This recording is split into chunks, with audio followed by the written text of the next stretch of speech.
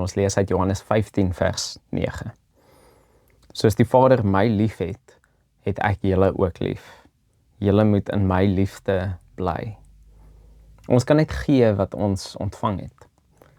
In sy eerste brief skryf Johannes, ons het lief, omdat God ons eerste lief gehad het. Die liefde wat Christus by die Vader ontvang het, gee hy weer aan sy disippels en aan ons.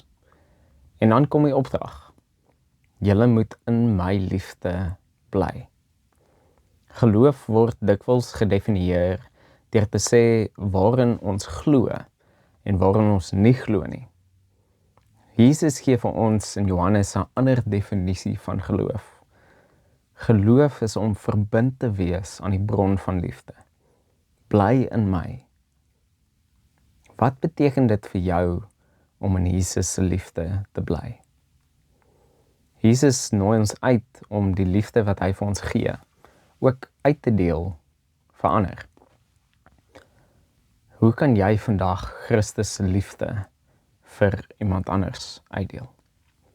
Kom ons bid saam. Here, daar is so baie dinge in ons wêreld, selfs in die kerk, wat verdeeldheid bring. Help ons om in u liefde te bly, sodat ons een kan wees met u. Mag ek u liefde ook met ander deel, sodat hulle ook een kan wees met u. Amen.